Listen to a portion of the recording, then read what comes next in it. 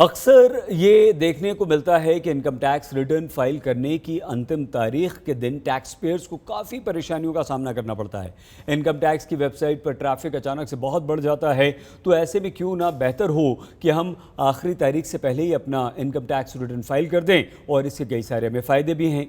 आइए हम आपको बताते हैं ऐसे 7 फ़ायदों के बारे में। पहला फ़ायदा, इनकम टैक्स रिटर्न समय से या अंतिम तारीख से पहले फाइल करने का सबसे बड़ा फ़ायदा लास्ट आवर रश से आपको बचना होता है। इससे आपको किसी तरह की पेनल्टी लगने का डर भी नहीं रहता, जो आपको टेंशन से भी बचाता है। दूसरा फ़ायदा, इनकम टैक्स रिटर्न फाइल करने के लिए व्यक्ति को आपको कई तरह के डॉक्यूमेंट जुटाने होते हैं। अगर समय से पहले रिटर्न फाइल करना आपकी आदत है, तो आप इन सभी डॉक्यूमेंट्स को हासिल करने के लिए पहले से तैयारी करते हैं और आपके पास पर्याप्त समय होता है।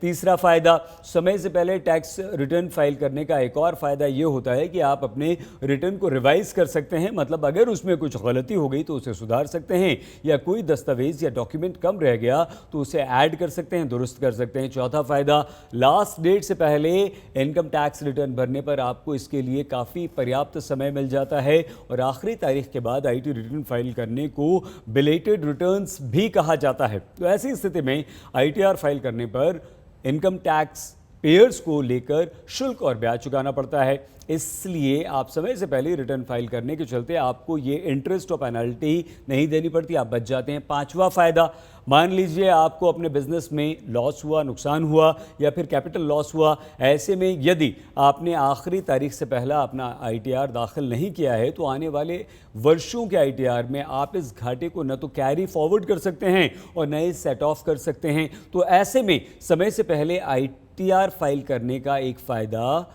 लॉस को कैरी फॉरवर्ड करने का भी आपको मिलता है। जब आपको ये पता चले कि आपको निश्चित तौर पर इनकम टैक्स रिफंड मिलेगा, तो फिर आपको समय से आईटीआर फाइल करना चाहिए।